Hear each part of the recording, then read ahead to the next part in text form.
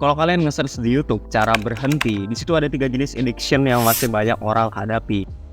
Dan addiction yang paling banyak orang hadapi itu adalah PMO, atau bahasa simpelnya ya lu nonton pornografi sambil mainin joni lu gitu. Dan ketika lu klik, di situ ada 3 juta views dan 900.000 views yang nonton video itu. Dan lu bisa bayangin sendiri 3 juta orang yang nonton itu seberapa banyak orang yang terjerat dalam addiction PMO ini, termasuk gua dulu. Gua dulu secara pribadi, gua udah nonton berbagai macam jenis video cara berhenti PMO, cara berhenti nonton pornografi dan segala macamnya. Semua video yang gua tonton itu sama sekali nggak ada yang berhasil. Karena mereka tetap ngasih saran yang sama secara berulang-ulang kali gitu loh. Oh, jauhin penyebabnya. Oh, dengerin musik. Dan lu bisa tebak 80% orang yang nonton ini pasti mereka masih mengalami yang namanya relapse atau pengulangan kebiasaan buruk. Di video kali ini gue akan ngasih beberapa penjelasan secara holistik, secara detail, dan juga perspektif mengenai PMO ini agar kalian bisa berhenti, ya walaupun nggak sepenuhnya berhenti, kalian bisa mengurangi dosis yang namanya PMO ini. Gue jujur, gue dulu punya sempat PMO addiction juga di masa SMP kelas 3, apalagi waktu itu zaman-zamannya COVID. Lu tahu sendiri zaman-zaman COVID itu gimana, lu di rumah, lu sedentary lifestyle, lu nggak pernah keluar gitu. Dan suara-suara setel untuk gue melakukan PMO itu sangat kuat gitu. Apalagi gue masih muda, gue belum punya self control dan hormon gue itu lagi bergejolak, birahi gue bergejolak. Akhirnya gue kejebak dengan yang namanya PMO addiction ini. Dan sekali lagi, PMO ini nggak bisa kita normalisasikan di dalam kehidupan kita. Mungkin banyak orang yang bilang, oh tapi kan masturbasi itu normal, masturbasi itu mencegah kanker prostat dan segala macamnya. Itu bullshit. Karena kenapa? Karena kita sebagai manusia, khususnya itu punya mekanismenya sendiri untuk mengeluarkan sperma, dalam tanda kutip mimpi basah.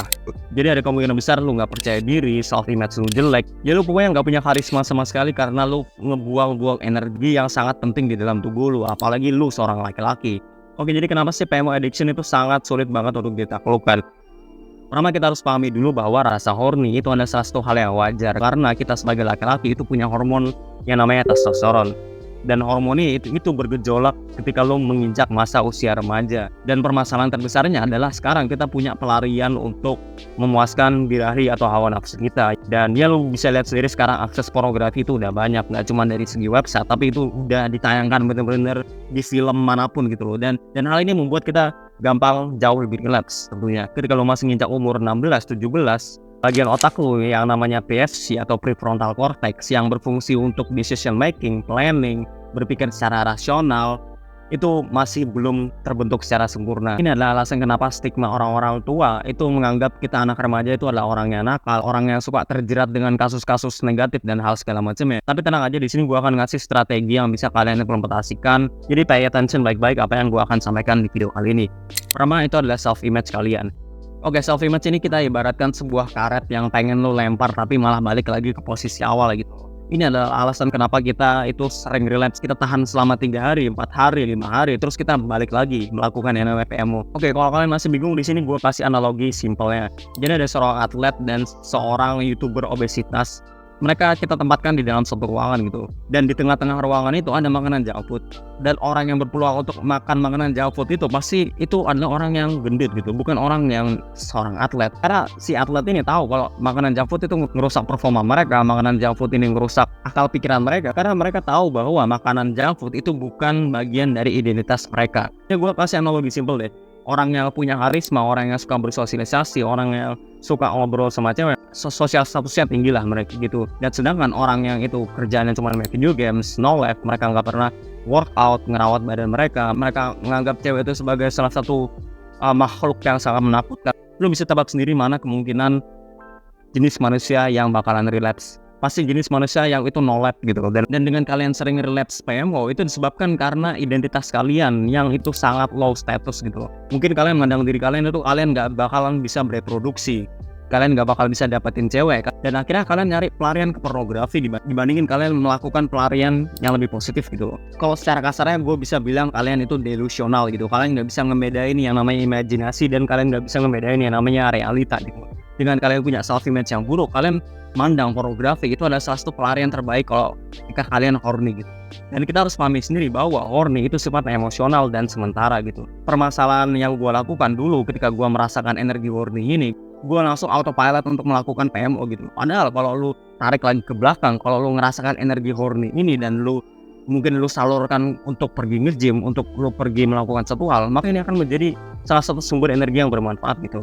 Dan hal ini lagi-lagi balik ke self image, gimana kalian mandang diri kalian sendiri. Ya kita ibaratkan rasa energi horny ini kayak marah lah. Dan reaksi orang marah itu berbeda-beda. Dan hal itu lagi-lagi disebabkan karena self image mereka, karena identitas mereka. Intinya kalau kalian mandang diri kalian itu sebagai seseorang yang no life, yang gak punya kehidupan, yang jarang bersosialisasi, maka ada kemungkinan besar kalian bakal terjebak sama PMO addiction ini. Kalian bakal relapse secara terus-menerus. Gua dulu itu memandang diri gue sebagai salah satu seorang pecundang. Dan ini sekali lagi nggak semata-mata berasal dari mindset kalian, tapi kalian harus butuh aksi juga untuk mengubah lingkungan kalian. Lingkungan atau environment lo itu mempunyai kontribusi yang sangat besar ke dalam permasalahan addiction lo. Karena environment itu akan menentukan bagaimana cara lo berpikir, bagaimana cara lo bertindak, dan tentunya bagaimana mindset lo terbentuk terhadap PMO ini. Karena kebanyakan orang ketika mereka punya PMO addiction ini, mereka nggak mengubah lingkungan mereka. Kita relapse berulang-ulang kali karena ya kita masih hidup dengan cara yang sama gitu. Jadi kita harus mengubah pola kita dalam menjalani kehidupan.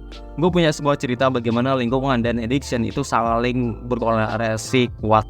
Jadi saat perang dingin di Vietnam, tentara Amerika itu sempat kecanduan dengan yang namanya heroin. Dan penggunaan heroin ini berfungsi untuk mengurangi rasa anxiety dan mental breakdown mereka. Si pemerintah Amerika ini takut bahwa mereka membawa addiction mereka ke negara mereka sendiri. Tapi setelah mereka pulang, mereka sama sekali nggak punya addiction sama yang namanya heroin ini. Jadi kita bisa mengambil dua kesimpulan. Pertama itu ada lingkungan yang ngedukung lu untuk tetap melakukan addiction ini.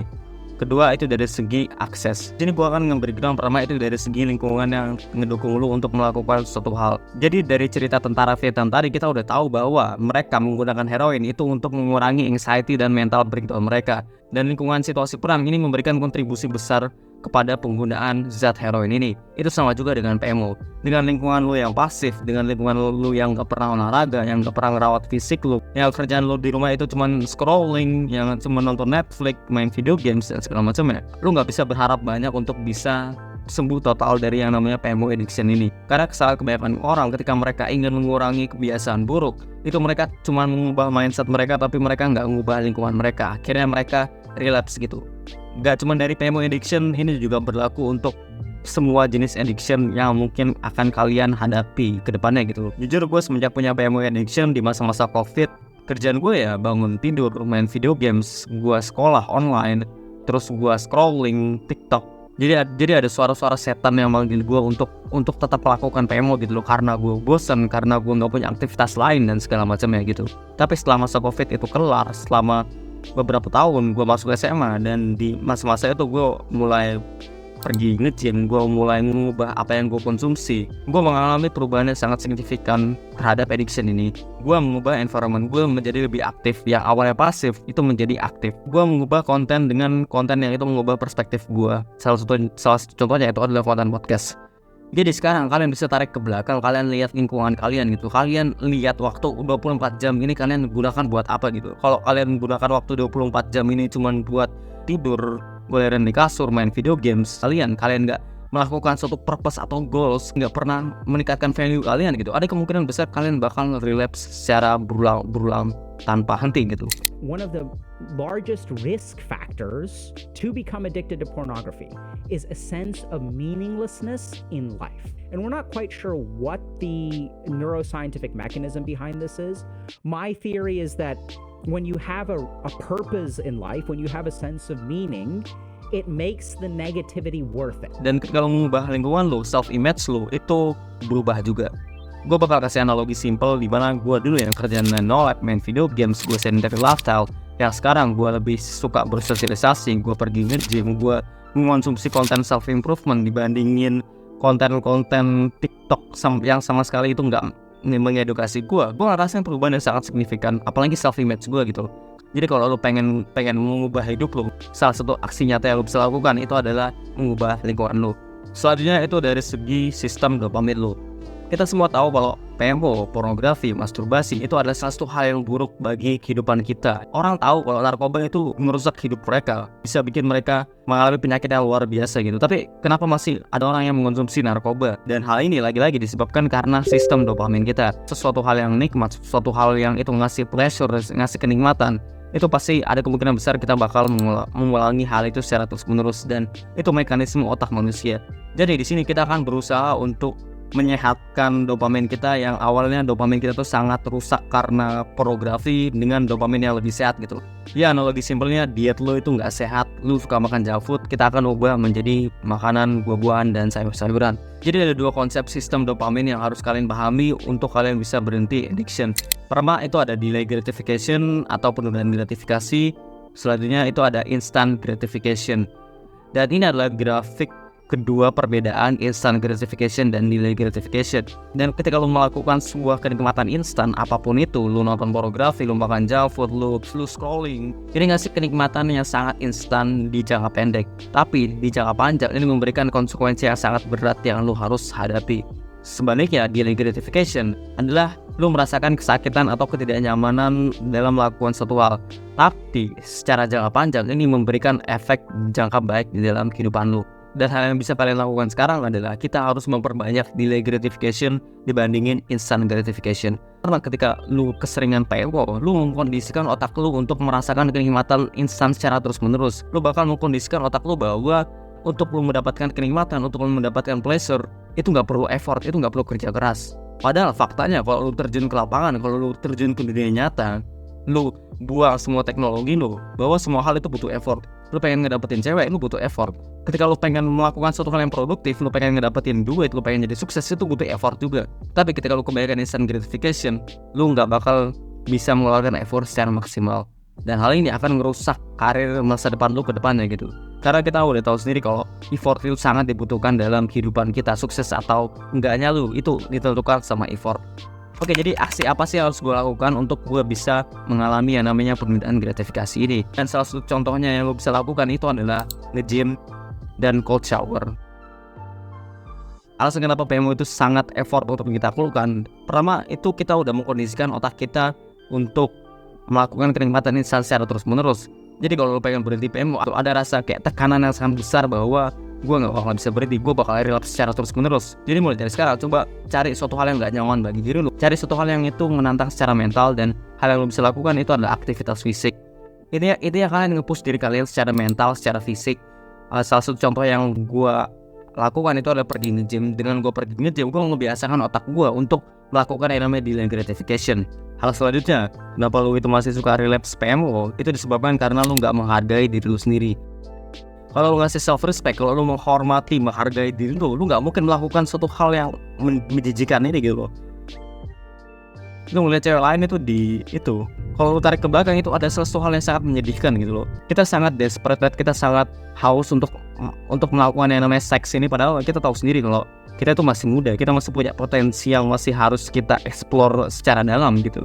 Karena kebanyakan penyesalan orang ketika mereka udah tua itu mereka nyesel kenapa mereka muda, kenapa mereka nggak produktif di masa muda gitu. Mereka nyesel kenapa mereka nggak melakukan A, B, C, dan F, G di masa muda. Dan ketika mereka udah tua, mereka menghadapi konsekuensinya. Jadi mulai dari sekarang, mulai taruh self-respect di dalam diri lo. Kalau lo menghargai diri lo pasti nggak bakal melakukan suatu hal yang menjijikan ini. Jadi gue dulu kenapa gue masih sering melakukan PMO, gue nggak menghargai diri gue sendiri gitu. Kalau lo menghargai, lo pasti bakal melakukan suatu hal yang baik bagi diri lo sekarang gitu. Lo meningkatkan berbagai macam jenis value yang ada di dalam diri lo, dari segi fisik lo, dari segi karisma lo, dari segi sosial lo gitu. Jadi mulai dari sekarang, put self-respect on yourself. Ini adalah bonus tips tambahan kalau kalian ngerasa udah coba mengimplementasikan semua hal ini dan sama sekali nggak ada yang work, nggak ada yang kerja. Gue saranin kalian don't trust your brain, karena alasan kenapa lu itu sekarang kecanduan itu disebabkan karena otak lu, dan otak lu itu pasti akan craving lebih jauh lagi untuk lu melakukan PMO. Jadi gue saranin jangan percaya sama sifat emosional lu, karena sifat emosional lu itu hanyalah sebuah ilusi gitu loh. Kalau misalkan kalian marah dan kalian turutin rasa marah itu, kalian banting-banting dan segala macam, maka ketika kalian sudah selesai marah, kalian sadar gitu loh, ngapain sih gue kayak gini gitu. Itu sama juga dengan PMO. Jadi never trust your emotion, karena emosi itu sifatnya ilusi kalau bisa gue bilang. Jadi kalau kalian ngerasain horny, kalian jangan langsung autopilot, gue pengen mainin Johnny gue dan segala macamnya. Kalau semoga kalian bisa sembuh total dari PMO, karena dunia sudah mau kiamat gitu. Lu bisa lihat sendiri, Iran sudah perang, Yahudi udah perang gitu. Jadi yes gitu. Pertanyaan tentang seputar self improvement kalian bisa komen di bawah. Sekali lagi gue keep improving.